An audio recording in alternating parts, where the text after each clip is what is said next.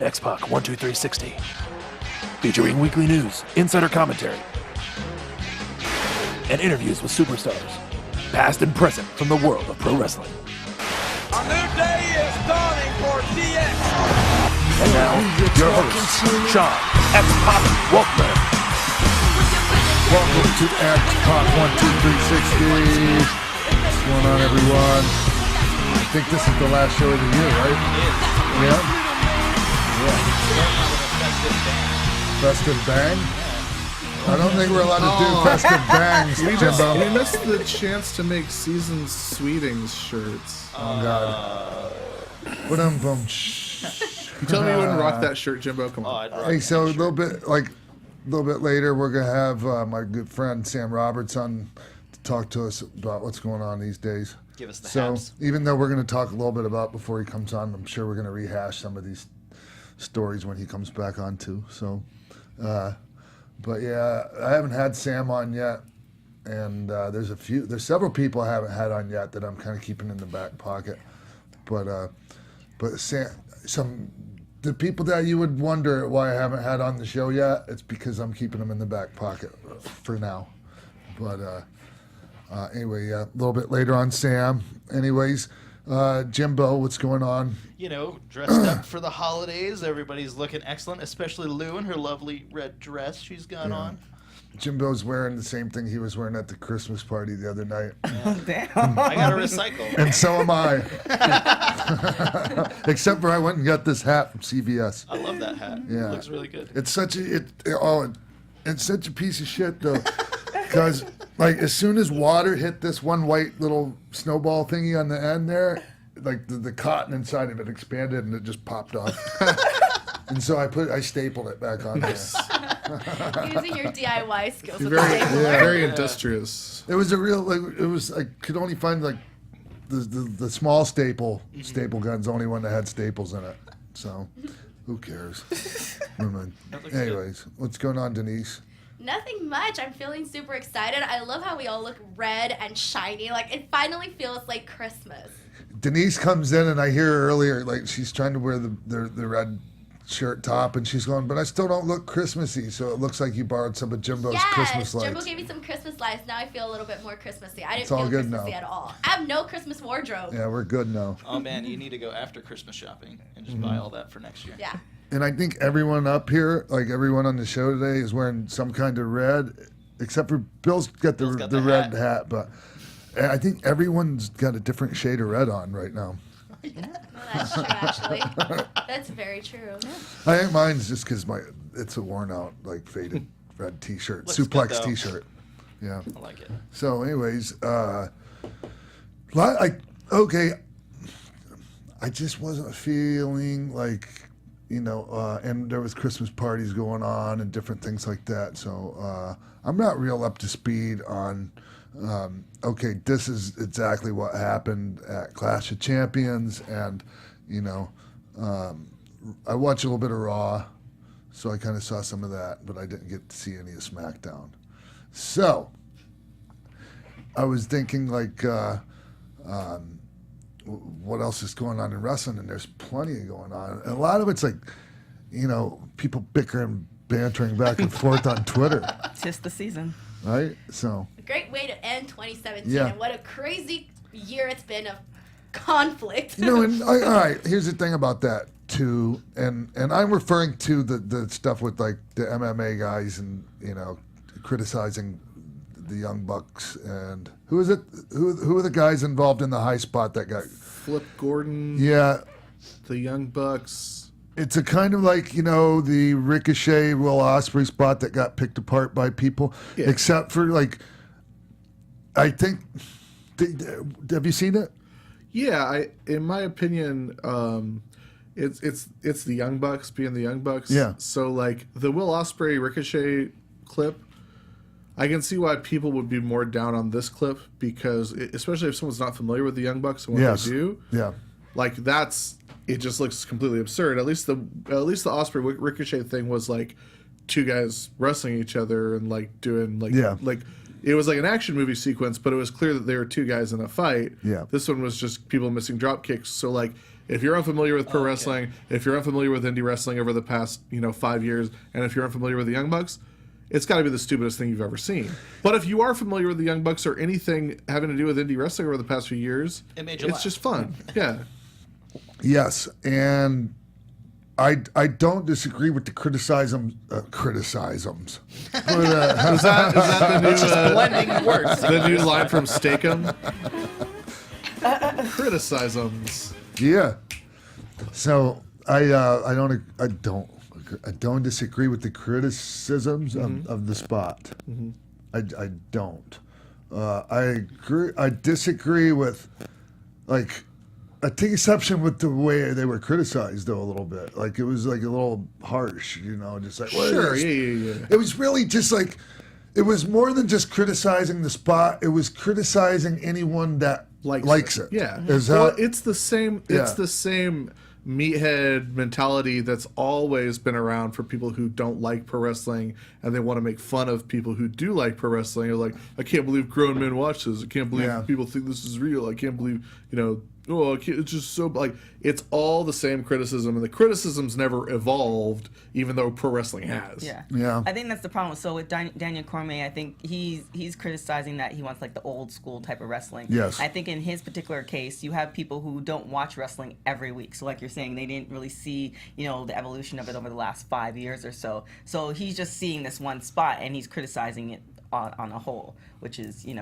should just do his research first before. Did anybody come at him and say they wanted the old MMA where there were like no rules and actual different fighting styles, and it wasn't everyone's just a hybrid kind of fighter? Yeah, nobody has to cry. Yeah. Do that, Well, here's the thing, though, is that Daniel Cormier is actually a fan. So, even though, he didn't like this particular thing, I guess, we all as wrestling fans get an opinion on what we like and what we don't like. So I feel if you're a wrestling fan, by all means, have your opinions on wrestling. The only thing that I think is if you're solely an MMA fan, I feel like you shouldn't have an opinion on wrestling, and vice versa. If you're solely a wrestling fan, I don't feel like you should bash MMA as well, because I feel like you have to be educated on both sides to actually make an argument. So, when the whole comment was made about, oh, I can't believe grown men watch this, it's like, well, have you ever, sat down and watched pro wrestling? That's the way I see it. It's like, you can't talk smack on a movie you haven't seen. Oh my gosh, that Well, makes so it happens much all the sense, time but people now. don't do that. Exactly. People talk smack about stuff they don't know anything about all the time. That's just the way it's human nature. Yeah. And hey, I'm of the ilk that could give a shit less. Like, if somebody's going to come out and do it, I can't believe grown men watch this shit. Whatever. Who cares? Yeah. Just, you know what? You do it. You're trying to get some attention. So, I don't even know. I've never even heard of the guy that actually did that. Yeah. That actually said that grown men The one thing. that started it. Yeah. But then, Cody got really hot, man, and so he tweeted back at DC, and it was a little much too. Yeah. Cody got real hot at. Do you know Jonathan Snowden from Bleacher Report? Yes. He got really hot at him when Snowden was just like, oh, I'd be interested to see what those numbers are. When everyone was talking about how the Bullet Club shirt was selling so much a Hot Topic. Yeah. Snowden was like, I'd just be interested in seeing what those numbers are, and people came at him, and then Snowden at the 1 hour tease guy was like, they sold this many shirts in this quarter, and Snowden's like, do you have a breakdown of that? Can I see the numbers and what sort of split that is? How much Cody's getting off of that versus how much the Bucks are getting off of that? Just because he was curious about how much, whatever. And that's fine if people don't feel like that's his business as a journalist, or that they don't have to disclose that information as a company. But Cody went It's okay after to ask. him. But Cody went after him and got all of his followers to go after him too. Huh. So Cody's been getting hot about stuff. Yeah. But he also could just be being a heel, being the heel world champ. Well, here's the thing about being a heel these days. It takes something different than it used to take to be a heel. Right. When you try to be a heel the way, we tried to be back, in the past, it doesn't work. You kind of got to be, you have to fool the people. Yeah. Really, it's weird. It's a weird thing now for sure. Of how to do that. And like people really legit get hot. Yeah. But that's why people used to really legit get hot at heels back in the day. Yeah, yeah. So it's just a different way of working the people. So hopefully. But I just don't think I'd come at Daniel Cormier like that. I don't know if I mean,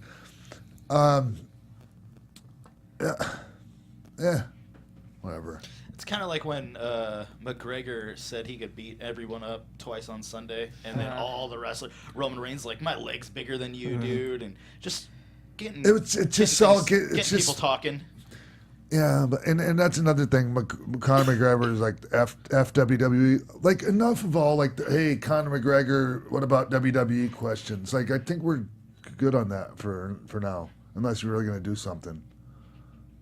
People keep asking, right? Whatever. Well, I think people just want that, like, the crossover. So first it was about boxing, and he just announced that he's going to do UFC. That's going to be his next fight, because they were trying to see if he's going to fight. Oh my gosh, I forgot his name. Anyways, You got it. yeah. Hey. So So what else is going on? Wrestling legend has passed away. Oh yeah. Go ahead. Tom Zenk, who worked for both WCW and WWF, has passed away. He passed away on December 9th in Minnesota. So the news didn't break until the 17th, so which is kind of quite a few days later. Yeah, he passed in North Memorial Hospital, which is like 2 blocks from down the street from where I used to live. I lived in North Minneapolis, which was on the border, like it bordered Robbinsdale, and there was a huge rivalry between the Minneapolis guys and the Robbinsdale guys. Hawk, Road Warrior Hawk, Scott Norton, Kevin Kelly, aka Nails. They were kind of like they were the North Minneapolis Patrick Henry High School guys, and the Robbinsdale guys are like, oh man, Kurt Hennig, Tom Zenk, John Nord, Nikita Koloff, Rick Rude, Brady Boone. A lot of people don't know what Brady Boone does, but he was really good. Yeah. Yeah, he was very short. So Was there just something in the water there? yeah, there is, man. I mean, and it all started with Vern Gagne. Yeah. Back in the then 50s. Backlund. And, Yeah. No, well, I'm just talking about this one high school. Right. No, I know. Bob didn't go there, but Right. Backlund didn't go there, but Backlund's from Princeton. Right. So there's a Minnesota thing too, but just this one high school, and just when everyone's gone from the class of 1976, there was Brady Boone, Rick Rude, Tom Zenk, and Kurt Hennig. And I remember that people picked on him at first, and it kind of gave him the incentive to really go to the gym, and he ended up being a Mr. Minnesota. And Tom also walked around on the tiptoes of his feet like Kurt Hennig, and even his son Joe Curtis Axel, and even his son Hank did when he was a kid. And you'd walk around on your tiptoes, like build your calves up, and it gives you better, jumping, vertical jumping ability. Anyways, Tom had some heat with, he testified against Vince at the steroid trial. He was real controversial, like in, some of the things he said after, not being in wrestling for a while. He was kind of the first to do the controversial, like, wrestling podcast almost, where he was, just saying some pretty, outrageous things to get attention. But before that, I remember one time we were doing TVs down in the mid-'90s. We were doing TVs in Georgia, WWF, and Scott Hall came with Tom Zenk, and Tom Zenk drove in like a Corvette or whatever, drove to the town, and as soon as they got there, Jack Lanza kicked Tom out of the building, told him to get the F out. And Scott didn't understand that Tom had that kind of heat, but he testified against Vince in the steroid trial. So, and then he shows up to TV. Anyways, Tom was an interesting guy. I liked Tom. I didn't know him extremely well, But I don't know if anyone has anything else to say about Tom, but. Jimmy got Z-Man memory. Dude, I just remember his action figure. I always had his action figure. Yeah. And it's posed like this. So the LJN or the No, it's a WCW? WCW Galoob. He just always had this, like, couldn't understand why this person made it or that person made it because he was in better shape and he was younger and better looking. And I think if he had stuck with the Can-Am connection, they probably would have done something pretty significant. Yeah. But he jumped, so. Yeah. So. I don't know why he jumped, and there's not a lot of info out there because he's one of the few guys who pretty much disappeared, like when he left the business. No one knows anything about the cause of death yet. No, it wasn't in the obituary or anything. No. No, and like a lot of people have speculated, and it might be safe to speculate, but who knows? Mm-hmm. I'm not going to right now. So, anyways, obviously, rest in peace, Tom. So, is anything? What else is going on? Women's wrestling adds another first. Damn, Mark.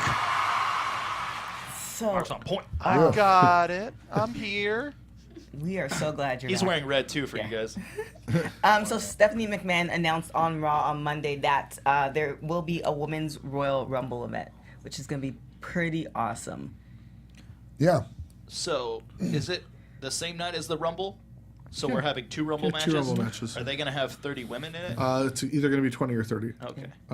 So it's going to be both Raw and SmackDown that we know of. I heard that the NXT champions might be involved as well. The NXT might be involved as well. So the champions are going to be in it. So if you count both Raw and SmackDown rosters without the champions, and you include like everybody, that's 19 women. Yeah. So that leaves one spot, or it leaves 11 spots. And there was also reports saying that there's some talk about bringing in some NXT people, but if they bring in NXT women, they're not going to count as call-ups. They're going to go right back down to NXT after the match. Okay. And I think they should also consider bringing in, Legends. Trish Stratus, Phoenix. Things like that. Ladies like that. Definitely. Lita. Yeah. Molly Holly. Trish tweeted out right away, and I think she kind of made like a hint. I don't know. I was just reading in between the lines. Yeah. No, everyone was tweeting about it right away. Yeah. And if it'd be nice to see Maria in it. I saw her tweet something about it, but I don't know if that's even. That may not line up. No way. No. No, but if it wasn't for the Sure. stuff with the brain tumor and that, I could see her. Oh, sorry. I thought you meant Maria. No, Maria Kanellis. Menounos. Oh, right. Sorry. Sorry, I should have said. No, it's I okay. knew It's what I you're was talking thinking about. Maria Canales too, actually. Yeah. That half of the room was fine. Yeah. Because I saw her tweet, and she's like, I would love to be in this, but I'm afraid of getting my head smashed. Yeah. That's gonna Yeah, be but that awesome. would be a perfect thing for somebody like Maria or somebody that was, that had Or come in and done stuff in the past. If she's worried about taking a bump, just do the Drew Carey spot. Come in and have and her be in walk the out. ring. Yeah. And like if Nia Tamina Jax. or Nia Jax comes out, have her eliminate herself. Just step Yeah. over. Or good way to bring back Kong. Just saying. Yeah. Karma. yeah. There's a lot of fun stuff that they can do with this, and So I much think fun stuff, everyone's yeah. gonna be just like waiting to see like how is this all gonna work out and whatnot. It's the same with like the Money in the Bank. We're all Yeah. like, okay, like how is this gonna be planned out? But I think that the Royal Rumble always has that more like exciting factor where you're just like, oh, like you're already hyped with the men. Now you're gonna be extra hyped with the women. And There's- everyone's aware of the major rumor going around, right? About the surprise entrant in the Women's Rumble match. It was Stephanie. Nope.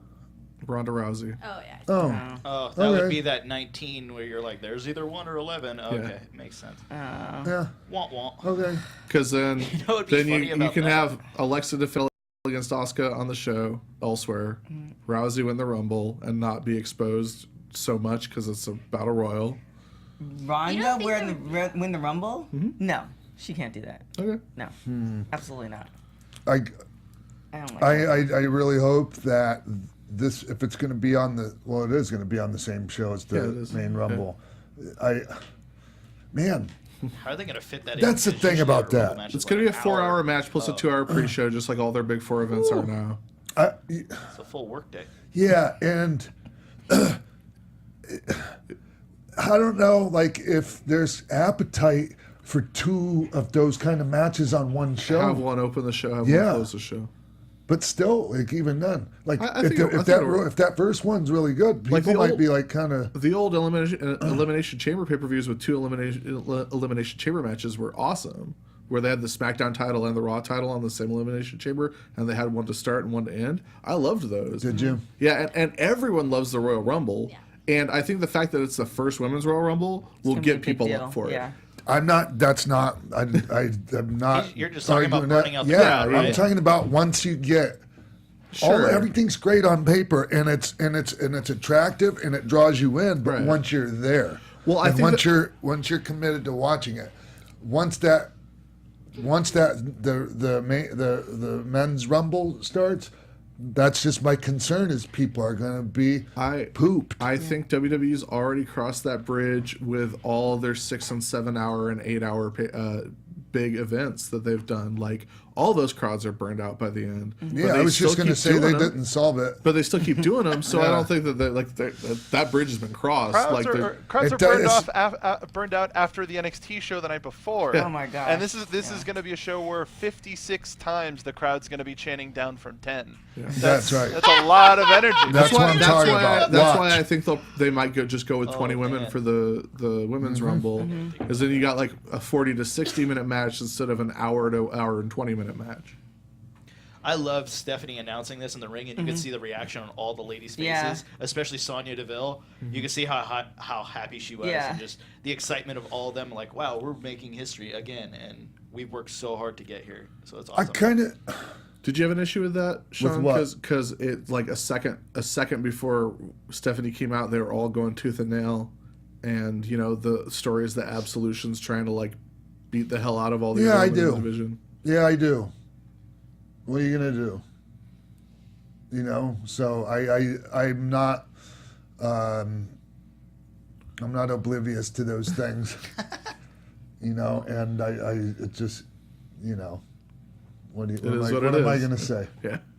The only thing that I thought was a bummer about the announcement is it went off the air like immediately. Like they should have she should have hit the announcement with like 5 minutes left to go instead of with 30 seconds left to go, so that the crowd could have reacted to it organically. And I would like to see them maybe.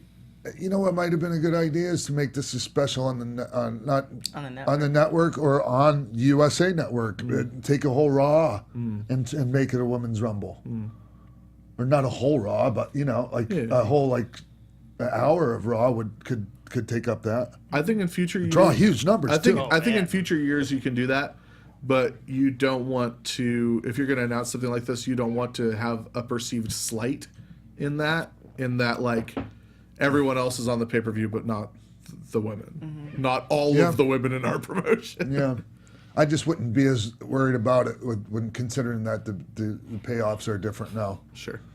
It used to be like if you're not on the main show, your payoff is different, and I'm not sure that's necessarily the case now. Right. So, but, am I missing anything? What else is going on in wrestling? Was it really a Clash of the Champions? So how do you guys like the pay-per-view? I thought it was good. There was a pay-per-view? Yeah. The tag match was pretty good with Sami Zayn, Kevin Owens against Nakamura and Randy Orton. I like the Daniel Bryan thing with the indie guys kind of coring together to take on the establishment, I guess. But yeah, I enjoyed it. I thought it was a decent pay-per-view. Yeah. Like, nothing really super major happened. It was just there. But I kind of feel like it's just like that pay-per-view right before the Rumble where we're all excited. We're already wanting to get to the Rumble, So it's kind of just that pay-per-view that's just like, it's kind of just like there, Yeah. And we're just waiting to get to like the big stuff, the next year's stuff. Yeah. What else? And you guys I saw some of it, and it just nothing stood out to me. I did like Jinder Mahal's performance. I thought like he just, from where he started and this whole thing to now, it's just kind of like I was really, really impressed. But on the match itself, like his skills were great, but on the match itself, it was just like, eh. Here's a problem with that match, if there's a problem, or one of. You have AJ Styles as the babyface champion going in there against a, Jinder chasing the belt, and the way that the match was worked and the way it was paced, it's harder to do a match like that when the babyface isn't the one chasing it. Yeah. You know what I mean? Yeah. So like a lot of people don't think about It's like a things Ricky Morton like that. match.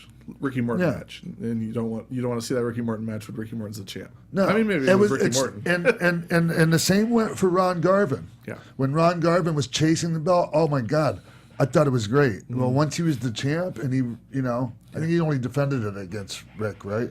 I think he might have had one defense, Yeah, but it wasn't like he lost it pretty fast too. Yeah, and the people didn't want to see him as champion; they wanted to see him chasing it.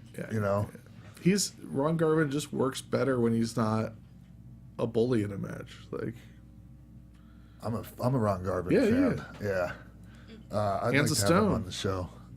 You should get him on. He stole the Ron Garvin stomp. He took that from Malenko, my teacher, the great Malenko. Perfect. Ziggler winning the U.S. title at the pay-per-view and then just dropping Leaving it on it. SmackDown after he cuts this amazing promo. Yeah. What are your thoughts on that? Oh. Think he's going off, heading out? And Wow. Dolph Ziggler, like the past 5 years of Dolph Ziggler are like him perpetually almost leaving. Like, it seems pretty clear he's not like having a very good time, like just as like being fulfilled or gratified by what he's doing. I don't know. I hated that stuff where he was coming out doing everyone's entrances. That was awful. Yeah. I felt so bad for him. I just feel like the best possible thing for him at this point would take be a to break. leave. Yeah. Like, do the Drew Galloway thing, man. Yeah. Or even do the Cody Rhodes thing. Just, like, do it for yourself. Like, do it on your own. Like, he takes so much pride in his work as a performer. And It's scary to leave there. Oh, I'm It's sure. scary just in general for people to make changes. But he's been doing his comedy thing on the side for, like, half a decade now. Sure. And he's got money saved up. Like, I don't think that of all I mean, people you- he would be you afraid hope. to... Yeah. So could he do something like a Chris Jericho where he like leaves and does maybe his comedy stuff and then like comes back, like takes a moment to breathe and take it all in and appreciate, what he's at. All my comedian friends say he shouldn't try Well, he comedy. would make Dolph Ziggler would make a killing on the indie scene. Totally. There's so many dream Oh, yeah. matches. There's so many bookers that Yeah. would love to pay whatever fee he's asking for. Yeah. He would kill it for like at least a couple years on the independent scene. With the merch, Yeah. the independent booking, just the payoffs from that, and he would help the scene. Yeah. It's just we get filled with self-doubt a lot when we're in certain situations, and we feel like, okay, I don't want to bet on myself. Sure. And the ones that do bet on themselves and just get rid of that, whisper and doubt in their ear, like, do well. Especially with a brand like WWE, it's just kind of like it's considered the top, the That's mountaintop right. of everything. And now you're like, okay, well, that's great. And then you're looking at everything else, and you're not familiar with that. It's definitely a scary thing. Yeah, I remember. The thing is though, you have this exposure from WWE. You can't put a price on that. Kurt Hennig told me, he said, "Kid, if you don't make any money here at all, just the exposure is priceless. You can't buy the exposure." Sure. And he was 100% correct. Yeah. Anyone who has a cup of coffee in WWE, for the rest of their career, they get to put that former WWE superstar thing on a poster. Hey man, look at me. I mean, I had more than a cup of coffee. A legendary career. What are you talking about? Well, that's what I'm saying. Like, but it's been a minute since I've been there full time. Sure. And it's not like I'm on TV I haven't been on TV there in probably a year. Right. But people still freak out when they see you. Sometimes. There's a dude. Every day. You're doing better than Naked Midian. That's all we're saying. So, hey, I think we're going to take a break now. We're going to come back with Sam Roberts. All right. Hey, Xpac 12360 fans. I just wanted to tell you 2 ways that you can support the show to help it grow. First, if you've ever wanted to shout out a surprise message for various occasions from me, all you have to do is visit celebvm.com/Sean Waltman to request a video today. Not only does it support the show, but a portion of the proceeds go to charity. Second, visit ProWrestlingTees.com/Sean Waltman. That's the only place to grab shirts with the X-Pac 12360 logo, Wolfpack, or many other designs. If you pick up a shirt, make sure to tweet us using the hashtag X-Pac 12360. That's celebvm.com/Sean Waltman for a personal message from me, X-Pac. And ProWrestlingTees.com/Sean Waltman for X-Pac, Wolfpac, and X-Pac 12360 gear. Thanks for supporting the show. Now let's get back to it. Welcome back, everyone, to X-Pac 12360. Joining us via Skype right now. Are you in Jersey? I think it's probably Jersey or New York, or I can't remember. Anyways, good friend of mine, known him for a long time. He's the host of the Jim and Sam show on Sirius. It's not XM anymore; it's just Sirius. And I think Sirius it's XM. Is it still Sirius XM? It's Sirius XM, yeah. I thought they got rid of the XM part. Anyways, my dear good friend Sam Roberts. Yeah. Hey, I was trying to give you the proper introduction, and it got all jumbled up. So the hell with it. Dude, it's been so confusing. I don't even know half the time. We're finally we're just on one channel. Yeah. On Sirius XM, one channel number for the first time this year. Right. In like 10 years. Yeah. What channel is that for those that 103. Sirius XM 103. It's called Faction Talk. Is that what the name of the channel is now? Yeah. I don't know what it means, but yeah, it's Faction Talk. Huh. Right on. Hey, so Sam, you know, the first time that we ever met, Mike Calta, a.k.a. Cowhead, doesn't call himself Cowhead anymore, he hooked us up. I had just gotten arrested for having pot in my pocket going through the airport in Newark. You and airports, man. Yeah, right? And I didn't have any ID, so like I get to the Sirius building, and it's like Fort Knox trying to get into the New York Sirius building. Not so much the one here, as we found out the other week. But yeah, no, it's come a little way since then, huh, Sam? And so have you. Well, yeah, no, I just love that we somehow that started a friendship. That Yes. It was me kind of borrowing a studio in the afternoon to interview you, who could barely get into the building, and it was just it just evolved, this conversation where I was just going to ask you about wrestling just evolved into actually having a conversation about real stuff. Yeah. And yeah, I feel like we've gotten to watch each other grow a lot. It's been really, really awesome. Yeah, for sure. Because like at that time you were like a producer for Opie and Anthony show. Yeah. Yeah. And wow, man, like now you're the number one. To me, you're the number one. Obviously everyone goes, yeah, Howard, but just take Howard out of the equation, and Jim and Sam's the number one show on Sirius. I appreciate that, man. Yeah, we hear that, and I think we feel that way. You know, I don't know who else would be besides us, but it's been... Oh, I'm sure there's probably one or two people that might think they are, but they're not. Yeah. Trust me. Not going to name any names. But, no, I mean, it's just been kind of an amazing thing. It's really, and I'm sure that you can attest to this based on the journey that you've been on. You have these goals when you're young, and you just kind of work, and after 10, 15 years, whatever it is, you get to this place where you realize that you have achieved a lot of goals, but none of them in the ways that you thought you were going to achieve them. Not one single. Right. Yeah, exactly. Yeah. Right. But now, I mean, now look at Sam. You're one of the co-hosts of the kickoff shows on WWE Network for all the big pay-per-view specials. Yeah, I mean, that's one that I can't believe. That, I mean, you talk about, things that you want to do or things that you grow up wanting to do, and just not having any idea what path that you're walking on is going to lead there.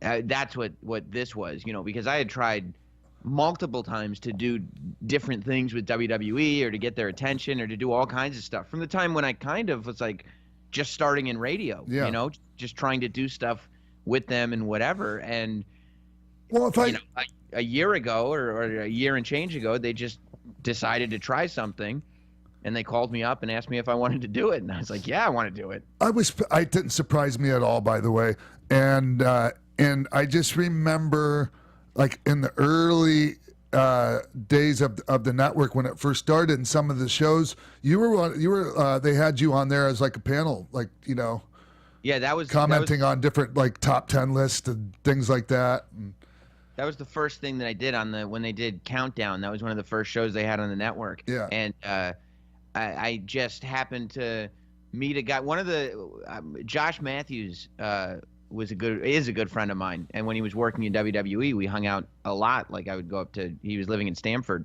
so we would hang out a lot. And Josh ended up introducing me to a few people over there who, you know, he wasn't introducing me in like a business way necessarily. It was more like, hey, this is Sam. He's a big fan. He does radio. He wants to do stuff, and you know, you end up just making friends with people. And it was through one of those meetings that they go, well, you know, it was before the network had launched, and they were like, one of the things we want to do is this talking head show. Yeah. So why don't you just come in and we'll tape you and we'll ask you a bunch of questions. And like I sit down just to do that, and I ended up in the chair for like, I think it was almost 5 hours. Because yeah, I can imagine that, because they have a lot of different things they can, you know, they can use your footage for countless things. And they figured out too that like I knew, because I've been watching like religiously for so long, and it's all been retained in my memory, that I knew about everything they were throwing at me. So they started just trying to find the obscure stuff that they wanted to cover that other people really weren't able to have any kind of expertise on. And I would just go in on it, and whatever it was, I was just able to go in on it because I love this stuff. What was the most obscure thing they brought up that you knew about, that they were shocked that you knew about? I don't know if it was like necessarily shocked, but when they realized that they could ask me about the entire history of Crime Time and all their vignettes and like how they debuted and everything. Like I must have sat in a chair and talked for 45 minutes just about the nuances of Crime Time and how they got to WWE. Yeah. Hey, was the back to the kickoff show stuff? Was this past WrestleMania? That was you were still new to those at that point, right? Yeah. So my first one was last December. So I think I had only done 2 because I didn't do Royal Rumble last year. So I did one in December, and then I think I did Elimination Chamber. And so I think this past WrestleMania was only my 3rd kickoff show. Yeah. Well, I just remembered you and I talking about that earlier on, and you were, I think it might have been after the first one, you were telling me, because wasn't it out here? Anyways, no, that was, It was Florida. Yeah.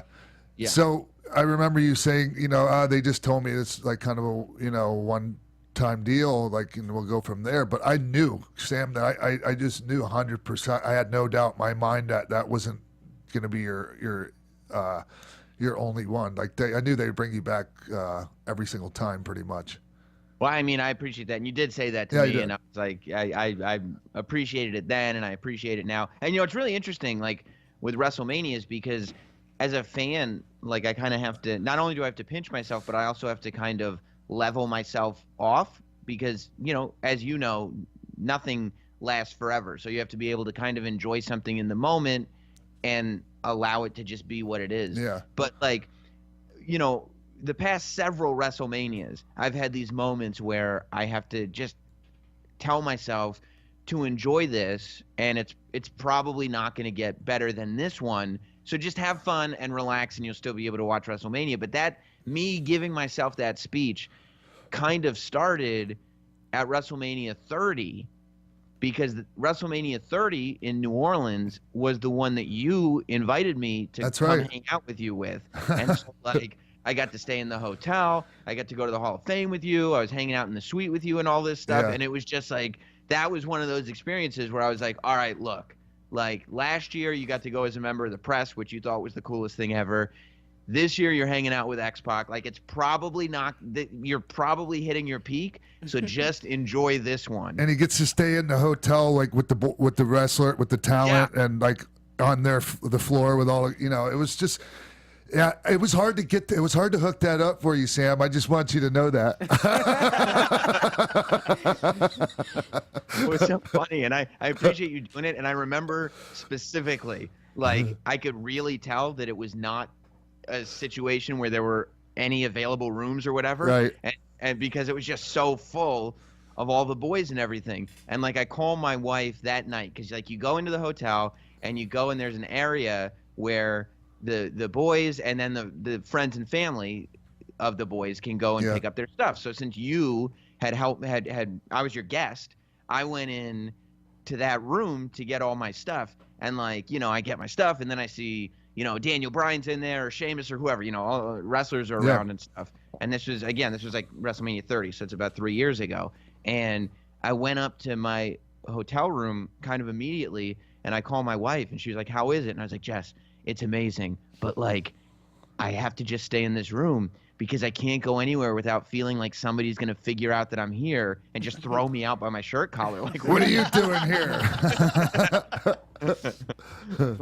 But yeah, I mean, it's just been amazing. Just things have gotten progressively, stuff has just continued to happen, and I've continued to kind of bust my ass at everything, and it's been really, really, really amazing. Yeah, man, and you do such a good job on the kickoff shows because you're not out there, like, whether you even think about this or not, like, you're just out there doing the thing. Like, you're not trying to get Sam Roberts over as a persona, and I can't say that for some of the other people I've seen be put in that same spot. Like, nothing against anybody else, but I just think that you're more what they're looking for when it comes to that, and I think it showed because they keep bringing you back to do it.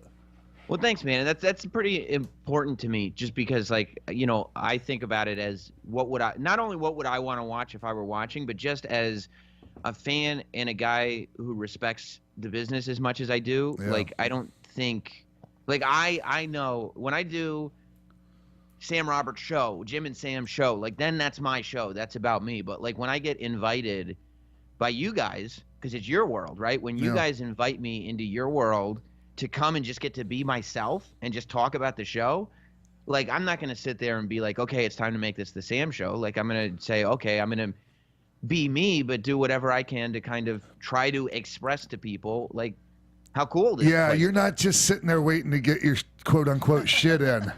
Right. Yeah, you can't. Yeah, I mean, your shit gets in. Eventually, all your shit's going to get in. So, and people are not watching the kickoff show to see Sam Roberts shit. You know what I mean? Were you nervous when you were doing the kickoff show? Did you have Vince in your ear? No, Vince was not in my ear. Look, in terms of people being in my ear, like, there's always a producer who's producing the show, but he's really just there to help time the show and sometimes offer encouragement. Get in there, Sam. Like, you got this. Ask this. You know what I mean? But none of the producers are ever there telling me what to do, what to say, how to say it, what opinion to take. Like, none of that stuff. That it's all just sort of very little bits of timing and helpful things here and there. But it's very, very little producing. They really allow me to be me. And in terms of being nervous, like, I was pretty nervous. I was nervous the first time that I got there, just because I'd never done it and I didn't know what to expect. Like, I had done a little run through in Stamford, but I didn't know what to expect, and it's a live show. But I sat down, and thank God that the first kickoff show I did was with Renee and Booker T, who are like two best people you could possibly have do a show like that with, because we rehearsed a couple segments just so everybody could get comfortable with the flow of the show. And after rehearsal, it was like, oh my God, this is going to be a blast. Like, this is going to be great. I wasn't nervous anymore because, I realized what it was and who I was with, and that it was what it was. It was. You are a professional broadcaster, Sam. I'm the last professional broadcaster. Exactly. Sam, so what's the biggest surprise you've had in working with the WWE? I don't know. I don't want to sound like I'm like just blowing smoke or kissing ass, but like, there really haven't been any negative surprises at all. You always hear about how well, like, the WWE is run, and you always hear about the machine. But like, what surprised me was that those guys, the reason that the machine runs like it runs is because from top to bottom, everybody takes their job like so seriously and is so good at whatever it is that they do. Like, the producers, there's some young producers there. There are producers there, they're younger than me for sure. And it's like, they know exactly what they want, or they know exactly what they want to get, meaning they know exactly what the company or what Vince McMahon wants. Like, they know what the goal is, and they're not there to kind of question it, and they're not trying to get their shit in. You know, we were talking, you know, because that happens behind the scenes too. Yeah. You could be you're a producer who's working for somebody, but you have this idea like, no, I know better than the boss, and then that's you getting your shit in. Yep. Nobody there does that in my experience. Yeah. It's like they go, they know what the desired result is, they know how to get it, and like there's no laziness, there's no slacking, there's no like, okay, this is good enough. You know, like at WrestleMania, it was like a couple of the things that I was doing in the crowd, we would pre-tape it once. The audio was not just right. You know, no, this is WrestleMania. And that quote was said, this is WrestleMania. There's no, it's not quite right. It's perfect or it's not. That's there. right. And there's no, it's good enough. If Never. you were saying it's good enough, do it again. Right. And we pre-tape it. And then it's like, if the pre-tape is not quite good enough, then they go like, fuck it, we'll do it live. That's right. You do it live. They go, okay, we tried to pre-tape it. We didn't quite get, for whatever reason. There's a lot of different elements. We didn't quite get what we wanted. We're going to have to do it live. And by the way, when we do it live, it has to be perfect. And it always ends up perfect when we do it live. Because that's like all of my segments, like the last few years when I've been back there, like the one where we did where Mizdow, Damian Sandow imitated me. Yeah. Like all of that stuff. Like we were trying to pre-tape that, and it was just one little screw up after another, and then we go live, and everything just falls right into place. And it's because, like, you know, obviously what you're doing. Sandow knows what Sandow's doing, but also the camera guy knows what the camera guy's doing. Yep. The audio guy knows what the audio guy is doing. Like each person, and you, X-Pac, as a performer, are not sitting there worried, is the camera guy going to get me? Yeah. Is the audio guy going to get me? All you have to do is worry about your part. Yeah. Hey, because you know that everybody else is worrying about their parts. So, Sam, you're a huge wrestling fan. You have been forever. Working for WWE now, has that changed the way you view wrestling? Can you still look at it through the lenses of a wrestling fan? Man, it is so funny because like I won't allow myself not to. Like if I start to feel like I'm not just that fan anymore, then I would probably have to rethink what I was doing because that's why I like doing this stuff so much. And like, for instance, I'm watching Takeover, Takeover in Brooklyn, right? And I was watching the championship match, and I was watching it on a little monitor at the makeup table, and there were a couple other people around just kind of watching, and Andrade wins. And I go, oh my God! And I start like jumping up and down like I would in my living room because I didn't see it coming. And like, you know, a couple That's okay, man. Exactly. And the thing is, like, X-Pac, you know, like everybody there, no matter how cool anybody wants to be, everybody there is a fan. And yes. And if you're a fan who's not like, you know, who's respectful, who's smart but still a fan, then nobody, you know, you're not gonna get like judged for it. You know, it's gonna be like, okay, cool, like he actually likes this. So hey, Sam, I still do that. Yeah, exactly. I still do that. There are still moments in wrestling that do that to me, and I'm really grateful to be able to say that. You know, after 30 years of doing this. Yeah, and I mean, and I had those moments like, and you know, like I was watching AJ versus Brock at Survivor Series with a bunch of the guys. Like a bunch of guys came from their matches, right? And they went in, and they had just performed on the show, but now they're watching AJ versus Brock. And they're reacting the same way I'm reacting, the same way you'd be reacting, the same way I think people were reacting at home, you know? Because when you've got something that's really good, even the guys that are on the show are going to be like, this is awesome. Yeah. So like seeing how the sausage is made hasn't really changed your opinion on anything or your outlook? No, if anything, you know, because I think that so much is out there anyway. Like there's not – the only secrets left – to me in WWE are that it's not nearly as sort of bad as the internet would have you believe it is. You know what I mean? There's not like this, like the internet's portrayal of what goes on behind the scenes versus what's actually going on behind the scenes. It's easier for me to be a fan being in the building than it would be if I was reading the internet like it was gospel. Yeah, you know, a lot of the stuff that people think goes on behind the scenes, it doesn't because people are too busy doing their jobs. Yeah, it's not high school. It's people going to work, you know? So what are you looking at outside of WWE now as far as like what you're into? Because I know you're still looking at other, you're a big Marty Scurll fan, huh? Oh, you mean in the wrestling world? Yeah. I love. I watched Final Battle last Friday, and I really have such high hopes for Ring of Honor, and I feel like for so long they've been almost right there. And this show, the Final Battle show, I thought was really good. I loved that they put the title on Dalton Castle for a lot of reasons. I think that it makes Ring of Honor look even stronger to not only have Cody Rhodes as one of their top guys, but to have the title on a guy that they one of their guys. Yeah. That it's not just the Cody Rhodes show. It's Dalton Castle. He's a Ring of Honor guy, and he's our champion, and he's believable. And that people were excited when he won. I wish, and maybe this is part of the WWE rubbing off on me. It's tough for me to watch a Ring of Honor pay-per-view without being critical of the production elements of the camera work and the lighting, and there are all these little things that could make Ring of Honor appear to be so much bigger. Yeah, the lighting and the missed shots are the things that get to me. Yeah, because a lot of people can't even spot that stuff, Sam.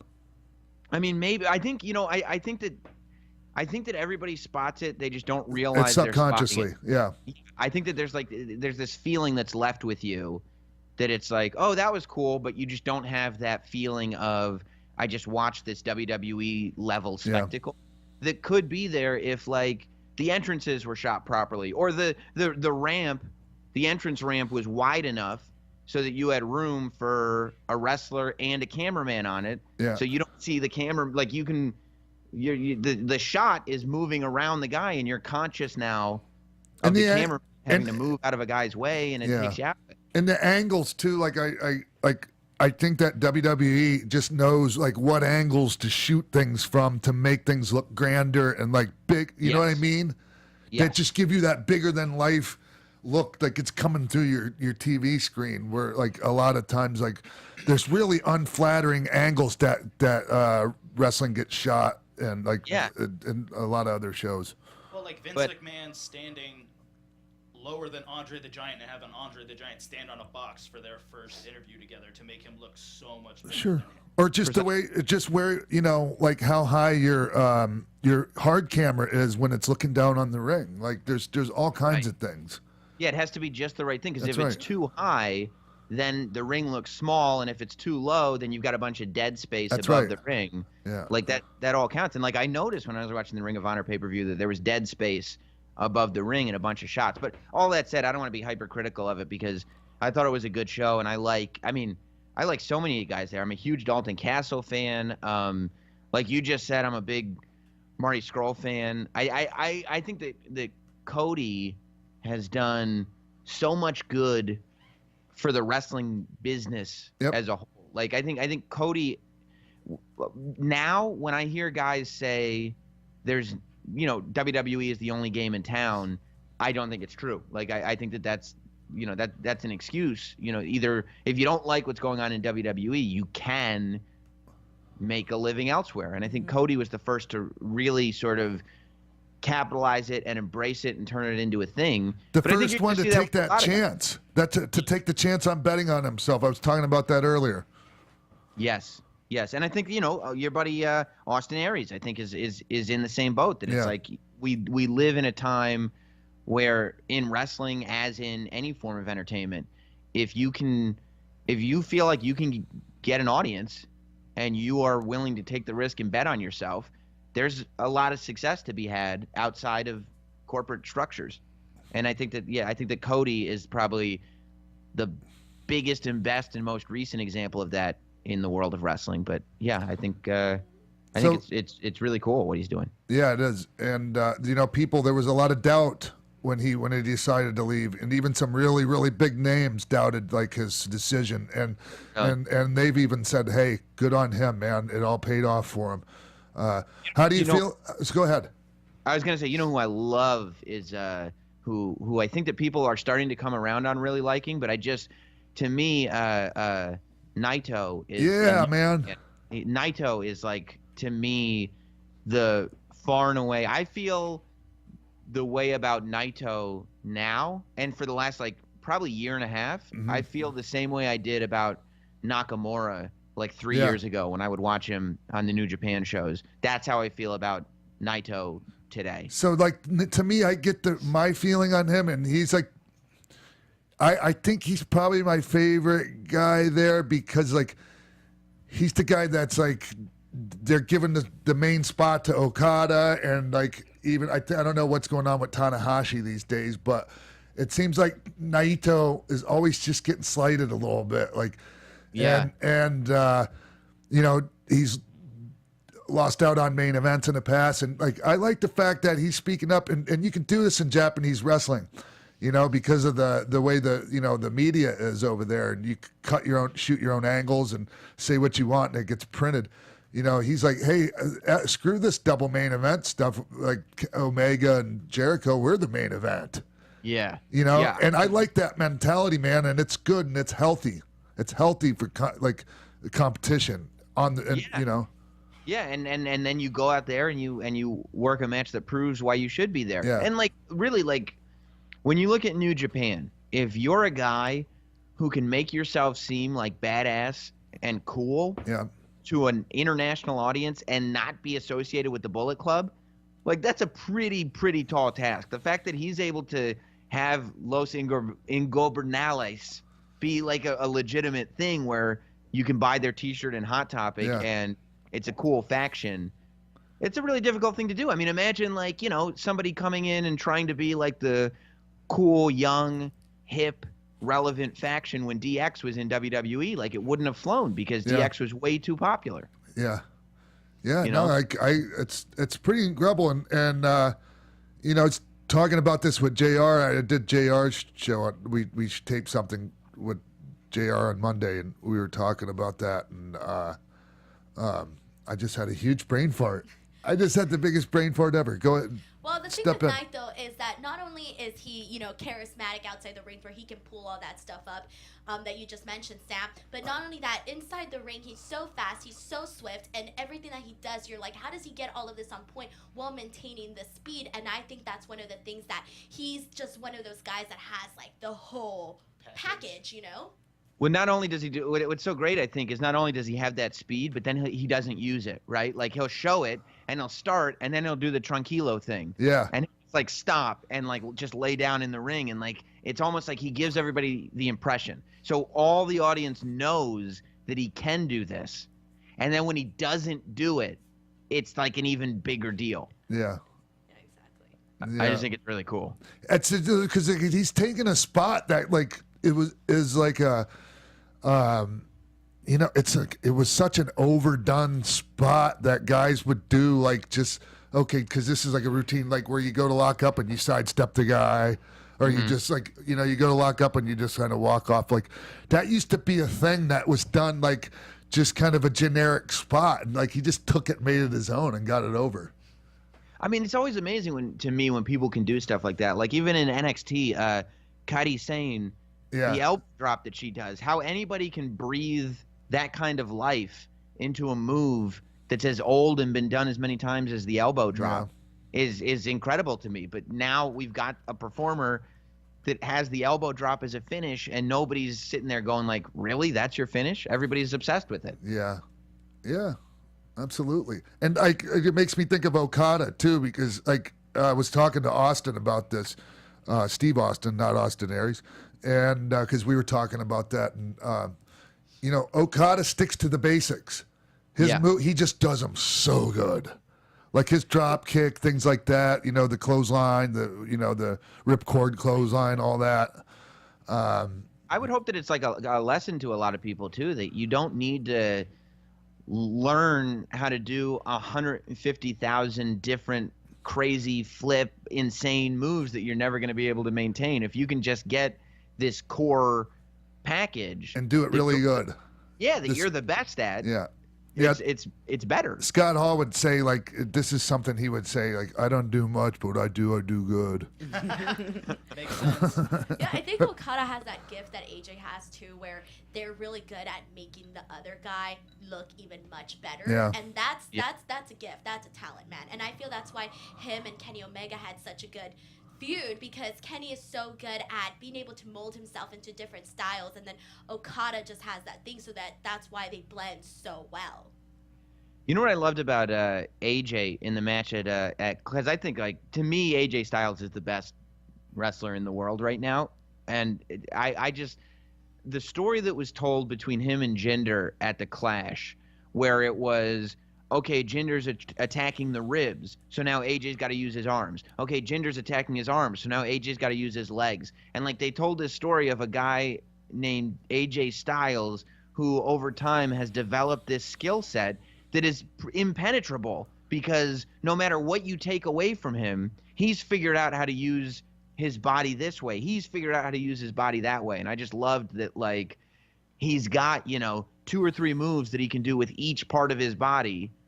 So there's not, so that story of, like, oh my God, this guy's unstoppable. Yeah. It's legitimate, right? Yeah, for sure. Well, speaking of that, about AJ Styles, and we spoke about the internet community and, what they have said about WWE and what it's like working there.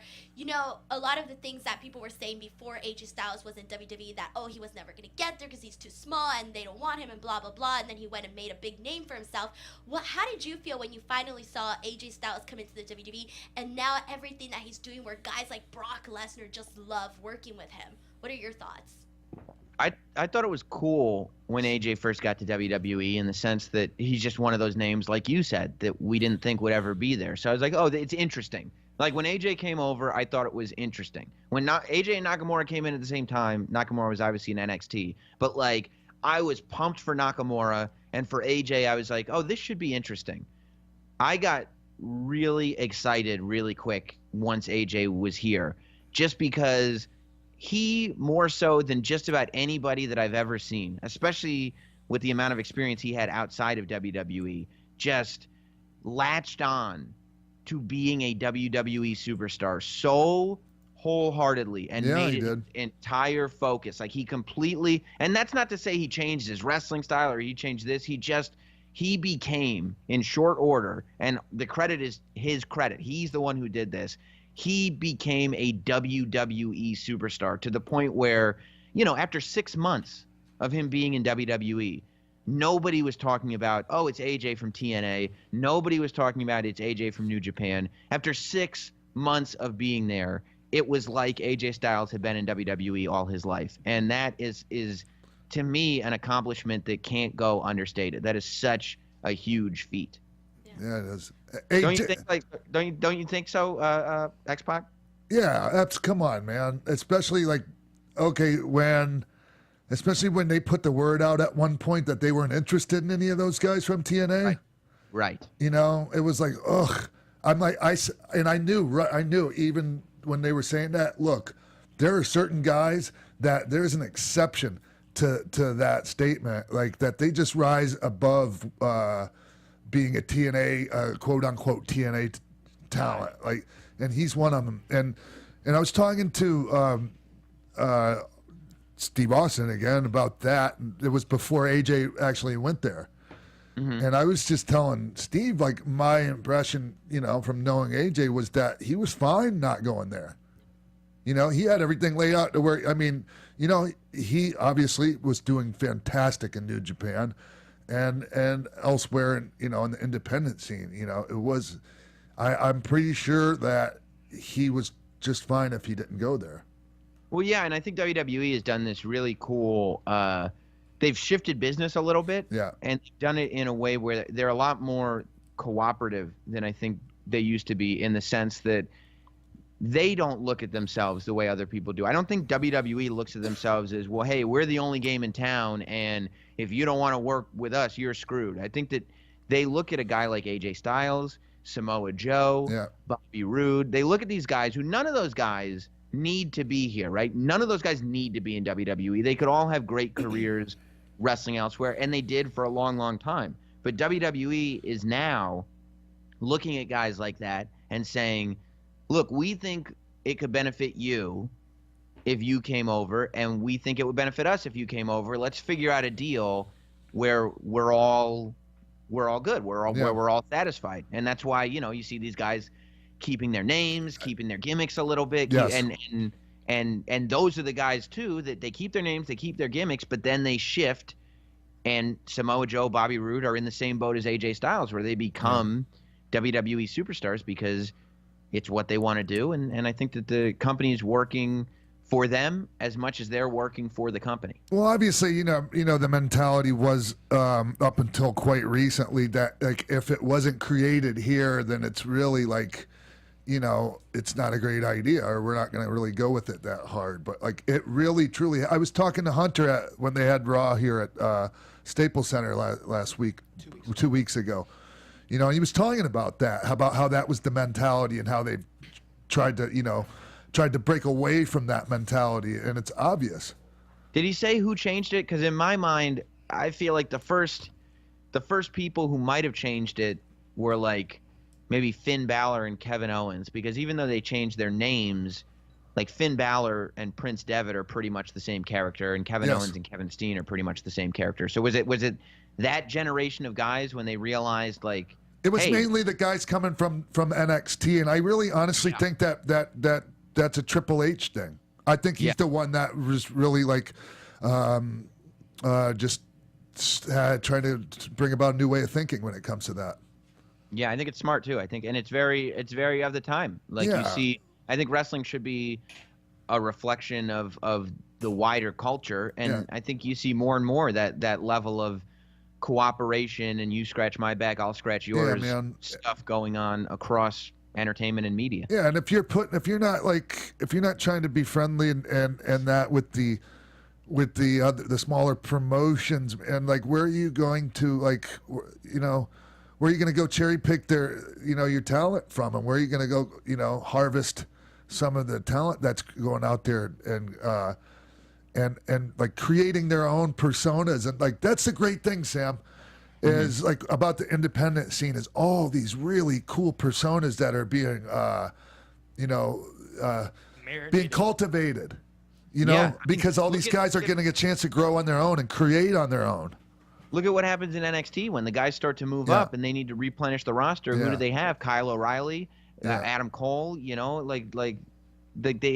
are guys who were establishing those personalities outside, and now they've got Bobby Fish. They've got this package that they can bring into NXT. That's right. Turn the volume up a little bit so it's a little bit more WWE, but they're ready to be those characters. And there's like guys that aren't even there now that are other places. Like they have their persona, their gimmick already like ready to go. Talking about Marty Scurll. Yeah, the villain. That's perfect. Absolutely, and he's got the thing. He's got the mask. He's got the coat. He's got the hat. He's got the umbrella. Like he's ready to go today. Even the Bucks, the Young Bucks. Yeah, come on, exactly. Came in. I mean, they just there's no generation me. There's no reason to change anything. The Bucks are here. Okay, hey, let's talk about the Bucks and Cody and the Daniel Cormier and the MMA guys coming. Coming at him hard on that one spot. What's your take on all that? I think it's so stupid. Like I don't know what MMA stands to benefit by trying to discredit pro wrestling. If anything, if I were an MMA guy, I would want pro wrestling to be healthy because eventually, if I get fame in MMA and I'm tired of getting kicked in the face for real, and I can make money, like I'm going to be able to get a big payday to go and do pro wrestling, even if I'm only doing 2 matches. So I don't understand that part of it, and I think that it's silly to take this one spot out of context from this act who like the Young Bucks are doing something that the fans are in on.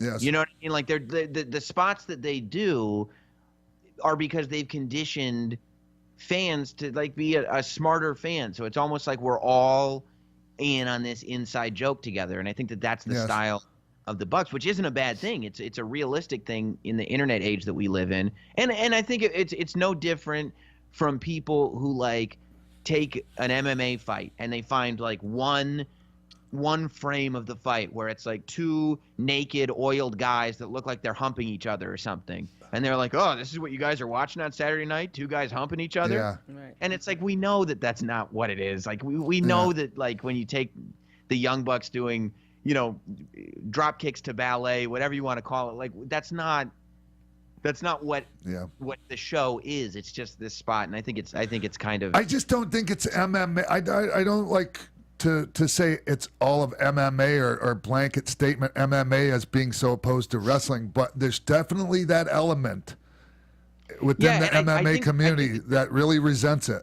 Yeah, and I think that sometimes there are MMA guys, and it's like it's not that dissimilar from there are guys in the pro wrestling world that are resentful that the Bucks are able to be so successful and make so much money and do all this stuff because, hey, that's not wrestling, that's this other thing. And you're like, well, it's working, obviously. So I think that there are MMA guys who, like Daniel Cormier, he's a great fighter, but he's not the most charismatic guy in the world. Like you saw when he had to match John Jones verbally.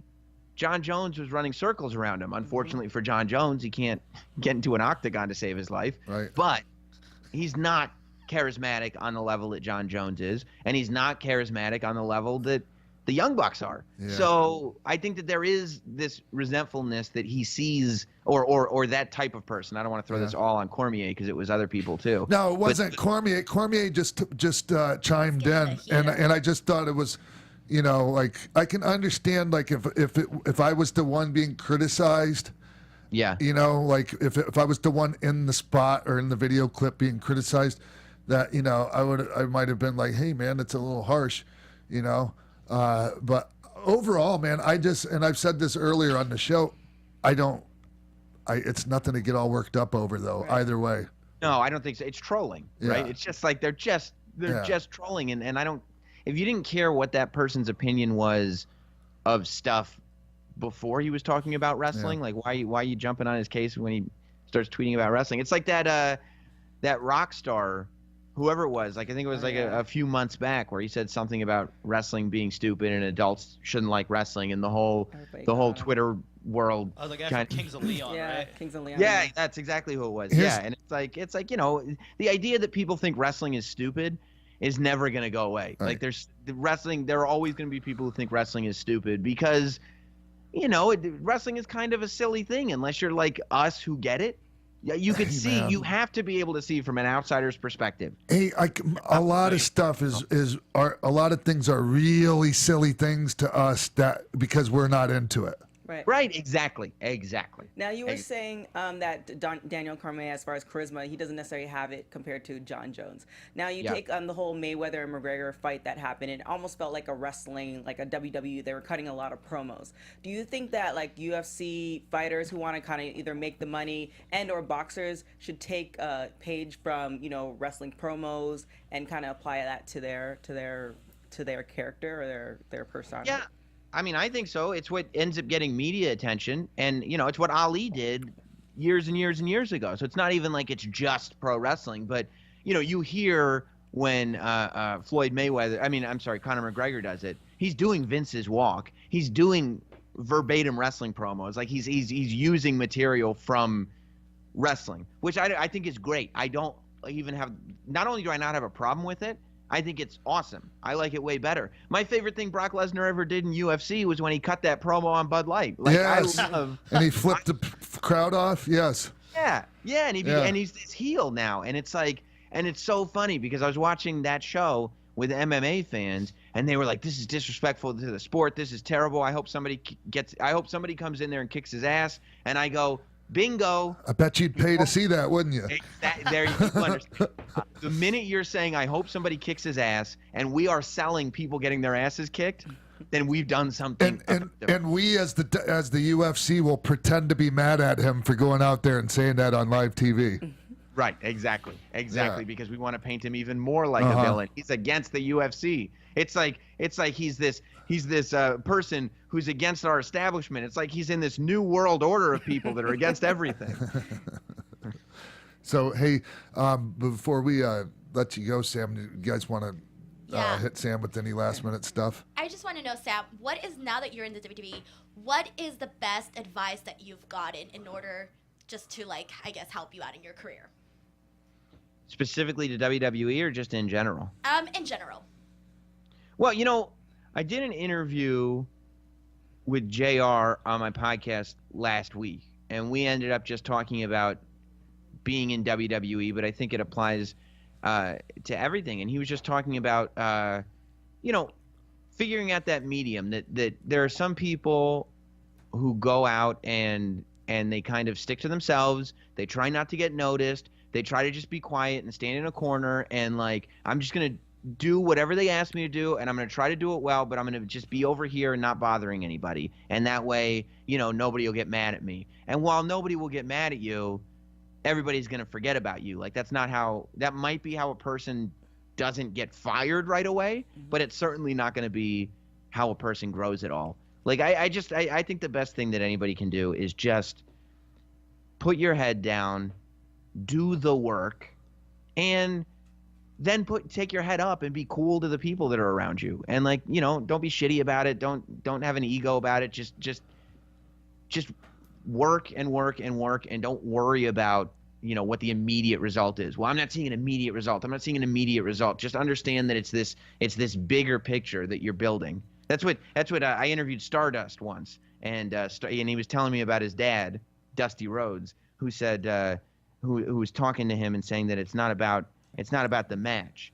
It's about your body of work, baby. Your body. And it was like, it's so right. It is. It's the body of work. Just keep building this body of work and keep moving, Okay, I got two. One, have you ever had the urge to get in the ring and been offered to train by anybody? Yeah, Pat Buck offered to train me. He still offers to train me. And if I were gonna train, I would train with Pat Buck because he's Create a Pro great. Wrestling, yeah. Yeah, Create a Pro. And I did get in the ring for Pat Buck once. I did enter a battle royal. I choke slammed an individual and threw him over the top rope. And then a monster, Leatherface, came out and joined the battle royal. So I did the Drew Carey, and I eliminated myself and ran away. Okay, my second question. I see all these awesome action figures you have on your desk. Have you bought the new Virgil action figure, and he thanked you for getting him this action figure? Oh, here we go. What's this? Not only have I bought this thing, but I interviewed Bill McKenna. Oh yeah, from Mattel. Is the designer at Mattel, and I asked him because this Virgil action figure comes with the convention sign. Yes, it does. It says WWE Superstar Virgil. Wow. And that's so a Lonely Virgil doll. Yeah, that's basically right. That's what it is. And so I interviewed the guy from Mattel, the designer, and I was like, "Hey, did you know that the Lonely Virgil website, like that's my website?" And he was like, "What?" And I was like, yeah, that's my website. I kind of got that whole thing like really going. And he was like, well, are you serious? And I was like, yeah, I was just wondering, did that have anything to do with you? And he was like, you're entirely responsible for this figure. Nice. Yes, this is you 100%. And I was like, you know what? I don't know how many more goals I have to complete now. Does the doll have a fold-up card table that comes along with it? It should. It doesn't, but I think I'm gonna get one so I can put him right on the top of the desk here with a little chair and a stupid card table. Yeah. So you started radio in 2005, and they've been talking about like radio, disappearing for many years. Where do you think like radio is going to go, or do you think it's just gonna, die into something like the podcast world or stuff like that?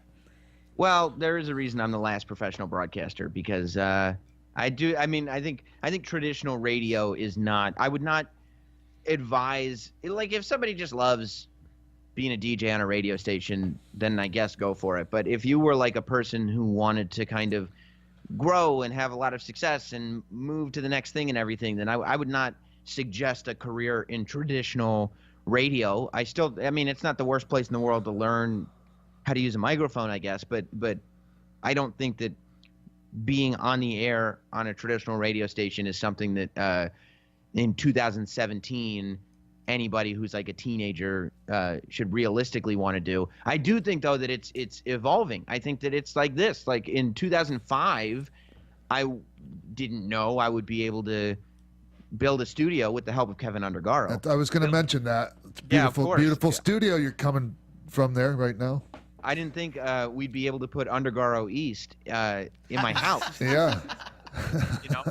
And we did, and I can now, not only can I, Skype with you and have, video cameras and microphones and everything, but I can go live on YouTube and I can record whatever I want. And I think that it's evolving that way. I think that there are just so many more places for a person's voice to be heard, whether you want to be a YouTube personality or a podcaster or a Twitch person or whatever. I mean, there are more ways now to reach an audience than ever in the history of mankind. So, I don't think people should get so caught up on trying to mimic the success of somebody who came before them by saying, okay, well, I want to be like that person I hear on the radio. I think that they should kind of look at it in a little bit more broad terms and say, well, that person is talking to an audience about this, or this is this person's audience and he's doing that. And how in this day and age do I reach an audience? What's the next way to get an audience? I think that something that you really have to do is be thinking about not like what are people doing now that are successful. Yeah. You have to be thinking like, what will successful people be doing later? Like what will they be doing? And that's the direction you should always be moving in. Where are things going? I think that our industry, I think the wrestling industry has always been on the cutting edge of using technologies like that. I do too, especially WWE. Yeah, for sure. Well, they invented pay-per-view. Anyone that wants to know where pay-per-view came from, it's from Vince effing McMahon. He freaking invented the whole thing.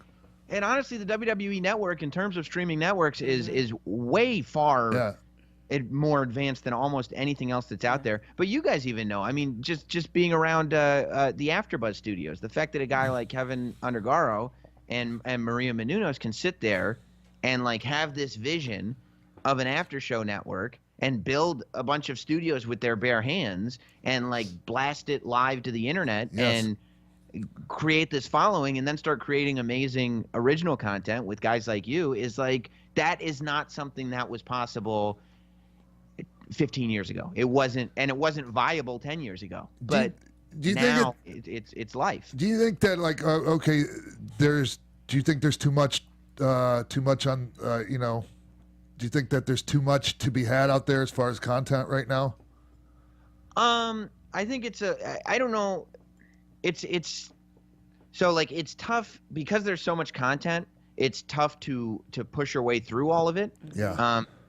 But at the same time, before you were able to create your own content, it was impossible to get on the air, right? That's right. So it's always been tough to get to an audience. I don't think that there's too much content because people just have a choice to not listen to it. But I do think that there's too many people that are just like, well, I'm just going to grab a mic and I'm just going to do this. And there's not enough people thinking, what makes the thing that I'm doing special? What makes the thing that I'm doing different from what this guy's doing? What makes my take worth somebody spending an hour of their life listening to? I think that's important. Like, I know on my wrestling podcast, I think I offer a unique perspective. I would never think I do not think that I am competing with guys like you, X-Pac, because you have the perspective of a guy who has lived this life for many years, who's like traveled, who's been in WWE, who's worked every match. I mean, you were like you were the litmus test for wrestlers coming into WWE. Like, you are the guy with the perspective from that. I'm a guy who has sat there for 30 years and watched wrestling almost nonstop. And like, I think there is a place that fans sometimes like to hear from fans on what they want. Sometimes they like to hear from wrestlers on what their perspective is. Sometimes they like to hear from that. I just think it's finding your perspective is important. Well, for sure, Sam, because that's why I have Jimbo and Denise and TK here and Bill, who's not here right now, but because I have my perspective that you just talked about, but like, these guys, and the questions that the fans want to hear the answers to more than I do. Right, but you're the one with the answers. That's right. So it's a wonderful thing how this all works out, isn't it? It's really a nice collaborative medium. Yeah, and hey, man, we had a hell of a view of Goldberg versus Brock Lesnar, didn't we? Dude, that was so fun. We went up there. I'm like, Sam, come here. Let me show you something. I was like, look, at this point, I've known you long enough. I think I'm just going to follow you. But they said, which I probably wouldn't have done that first meeting, but now it's been enough time. But they, because when they did WrestleMania this year, the ramp was so long and it was incredible. And that was one of my favorite things. I got to walk up and down that ramp when I first got to the building that day, which like I just never ever forget how cool that was. But it was up like so that the stage, like the entranceway, and was gorilla position. Yeah, gorilla position was in like the 300s or 400s section. Up high. Like it was up at the top level of where you could be, like in the stadium, looking down on everything. Right. So we ended up, X-Pac and myself, walking up the stairs towards where gorilla position was. And then we jotted off to the side so that we were just to the side of where the stage was, but it allowed us to look out over the entire stadium. It was the best view of the whole place, man. Amazing. It was really, really, really amazing. Yeah, and those guys killed it. They had a hell of a match. And hey, Sam, before I let you go, I just want to thank you, man, for not just coming on today, but for being a really good friend. And man, when I got arrested for being a crystal meth, trafficker out of the Los Angeles International Airport, man, Sam Roberts was right there to help me tell my story and get it out there to everyone.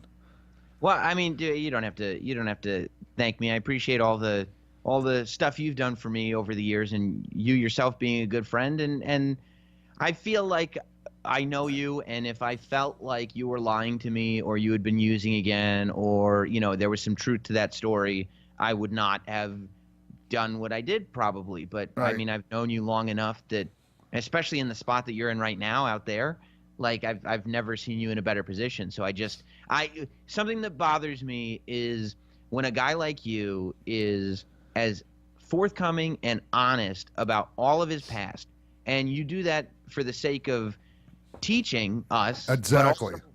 Also for the sake of our entertainment too. I mean, a lot of it is just like because these are fun stories, right? And you're willing to kind of tell stories that you're not proud of, knowing that we're entertained by them. And it's like when you take a guy like that and then use his past to kind of fuck him, and use his past to make it seem like, well, obviously he's just this wreck and blah, blah, blah. I'm like, come on, man. You can't sit there and enjoy.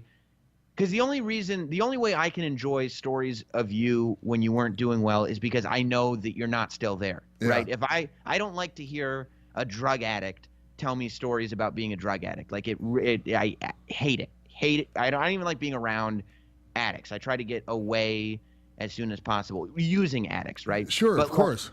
But when a guy who has cleaned himself up can sit there and tell me like old war stories, I think that there's nothing more entertaining. But that said, I think that it's on all of us to kind of protect those guys who have cleaned themselves up, because that's one of the most difficult things you can do.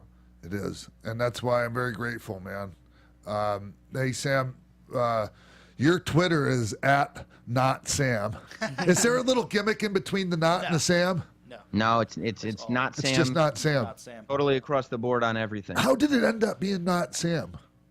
So when I was in college, I wanted to start a website where I would just write little funny things, and I was starting college radio, so I was going to put clips from my college radio show up on the website and do stuff like that. And I was like, I want it to just be simple, and I want it to just be about me, because I put my name in everything.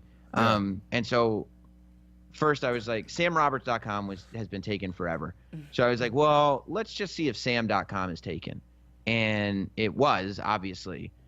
And then I was like, what could I do that's not sam.com? And then I was like, wait a minute. I kind of like the sound of that. And so I just looked at notsam.com, and it was open, and I just started saying not Sam a bunch of times, and I was like, that's awesome. And so I registered the website, and then every time anything's come out, I'm like, yep, I need that. And not Sam has just been, now it's the media brand now. So Sam Roberts is your work name. What's your government name? Sam Roberts is my working and my shoot name. Come on. Yes. Get out of here. Anyways, hey, thank you so much, Sam, and I hope to see you soon. And Merry Christmas, Happy New Year, Happy Holidays, and I'm not going to say the name of your baby, but give him a big kiss for me. Big hug. Thank you very much. I appreciate you having me on, man. This is awesome. Thanks, man. Thanks, Sam. Good Really night. appreciate all the advice and everything. Thanks, bye. Is that it? That was awesome. Yeah. All right. Hey, we might as well get out of here. Like, what's the what do we, The studio's closed next week, so we won't have a show. I don't think. We might post a clip show, but that's still iffy. You, on New Year's Eve, will be at a wrestling show in Providence for XWA.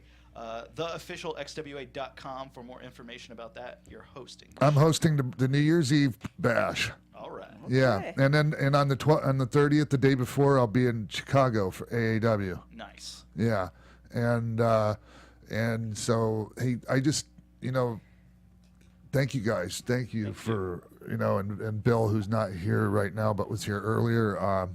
Very grateful for all the hard work and that you put in, and I'm it's the one thing it's not the one thing, but I really look forward to coming in here every Wednesday, and it's in huge part because of you.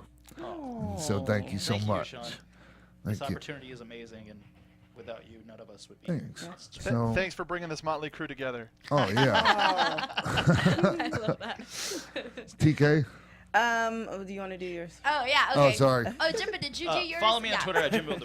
We're just passing it along like a hot potato. Anyways, you guys can follow me on Twitter and on Instagram at _Denise Salcedo and on YouTube Denise Salcedo. I'm about to hit 4,000 subscribers. Do a big celebration because of that. So make sure you check me out on YouTube, Denise Salcedo. Watch her no bending your arm water video. Oh yeah, that one's like at 50,000 views. Cool. Yay. You can follow us on AfterBuzz TV, also on Twitter, The Real X-Pac, IG, Xpac12360. You can go on our Facebook page, Xpac12360 Show. Don't forget to sign up for the newsletter. You can follow me on everything at TK Trinidad. I'm still posting the toy drives for Christmas. I'm running the marathon. Running the marathon to help build water pumps in Africa, so you can go in my bio right up there to donate if you would like at TK Trinidad. Actually, do that. Go and donate to, if you want to do something for me. Go donate to TK's stuff, because I was just bullshitting when I said that she's taking those toys and giving them to her nephews and nieces. Except for that rock one. Yeah, well, Yeah. this one's all mine. Thanks, Jimbo. Well, hey, I just want to thank everyone else that listens and tunes in every week to this, and we will see you again in the new year, and it's going to be a great new year. The show's going to be even better. All right, bye. From executive producers Maria Menounos, Keven Undergaro, Phil Svitek, Sean Waltman, producers Jimbo Frank and TK Trinidad, managing producer of AfterBuzz TV Wrestling Mark Donica, and the entire Xpac 12360 staff, we would like to thank you for tuning in. Like us on Facebook, rate and comment on iTunes and YouTube. Follow Xpac on Twitter at TheRealXpac, and email us at xpac12360show@gmail.com. This has been a presentation of the AfterBuzz TV Network. Buzz you later.